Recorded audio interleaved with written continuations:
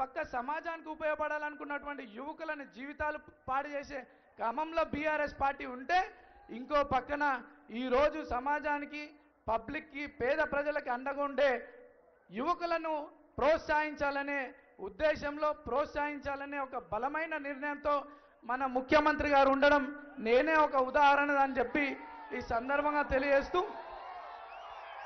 ఎప్పుడైతే కాంగ్రెస్ పార్టీ మీ బిడ్డనైనటువంటి నాకు అవకాశం కల్పిస్తుందని చెప్పి బీఆర్ఎస్ వాళ్ళు అనేక ఆరోపణలు చేస్తూ వచ్చినారు.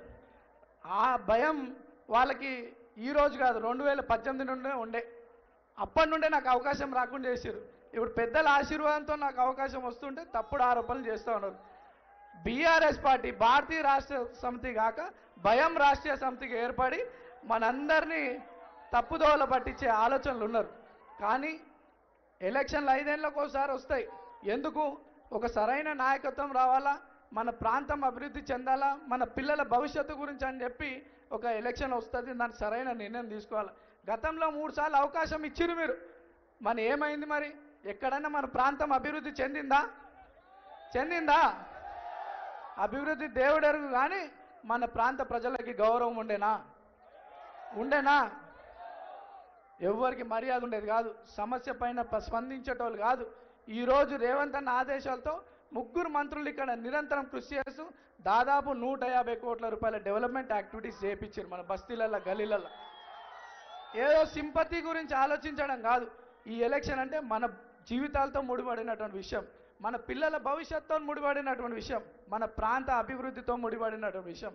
సరైన నిర్ణయం తీసుకొని అభివృద్ధికి మీరు ఓటేయాలని ఈరోజు మీ బస్తీ పిల్లగానిగా నాకు అవకాశం కల్పిస్తే, నన్ను ఏ రోజన్నా నన్ను ఒక నవీన్ యాదవ్ 20 ఏళ్లలో ఒకరిని బెదిరించింది విన్నరా? ఒక్క రూపాయి ఎక్స్ట్రాక్షన్ చేసింది ఎవరైనా విన్నరా? ఏ రోజైనా నేను నా జీవితంలో తప్పు చేయలే.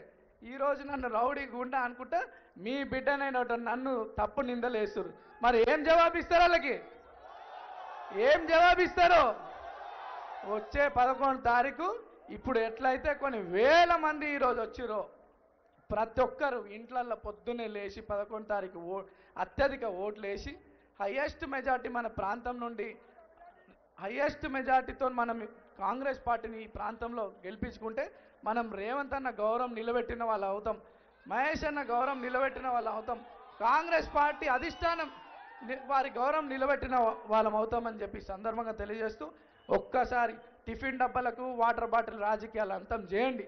మీ పిల్లల భవిష్యత్తు గురించి ఆలోచించండి, అభివృద్ధి గురించి ఆలోచించి కాంగ్రెస్ పార్టీకి ఓటేసి, చేతి గుర్తుకు ఓటేసి రేవంత్ అన్న గౌరవం, పెద్దల మంత్రుల గౌరవం, అధిష్టానం గౌరవం నిలబెట్టే విధంగా మీరందరూ 11 తారీఖు వెళ్ళి ఓట్లు ఒక్క ఓటు మిస్ కాకుండా ఓట్లు వేసి అత్యధిక మెజార్టీతో గెలిపించాలని కోరుకుంటూ, 2 సార్లు మీ ముందు పోటీ చేసిన 3వసారి అవకాశం పెద్దలు ముఖ్యమంత్రి గారి దయవల్ల, పెద్దల దయవల్ల వచ్చింది.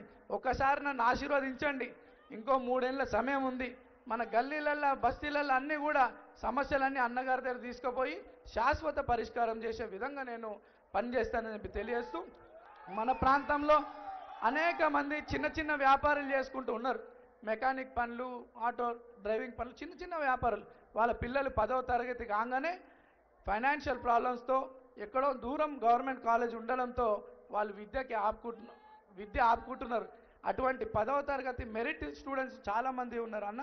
అటువంటి పిల్లల కోసం ఈ ప్రాంతంలో ఒక ప్రభుత్వ ఇంటర్ అండ్ డిగ్రీ కాలేజ్ తీసుకొస్తే ఈ ప్రాంత పిల్లలకి మంచి ఎడ్యుకేషన్ పరంగా వాళ్ళకి సహకారం చేసిన వాళ్ళతో తెలియజేస్తూ, ఒక్కసారి అవకాశం ఇవ్వండి, మంచి మెజార్టీతో గెలిపించండి, పెద్దల గౌరవం నిలబెట్టండి అని చెప్పి ఈ సందర్భంగా తెలియజేస్తూ, మరి అజారుద్దీన్ గారికి మన ప్రాంతం నుండి గతంలో మీరందరూ ఆశీర్వదించారు.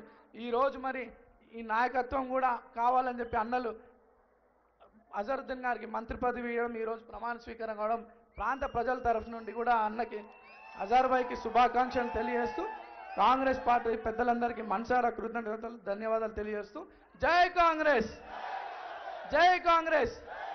చేతు గుర్తుకే, చేతులు ఎవరు అందరు, చేతు గుర్తుకే, చేతు గుర్తుకే, చేతు గుర్తుకే. రేవంత్ అన్న నాయకత్వం, రేవంత్ అన్న నాయకత్వం. జై కాంగ్రెస్. ఎప్పుడెప్పుడని ఎదురు చూస్తున్న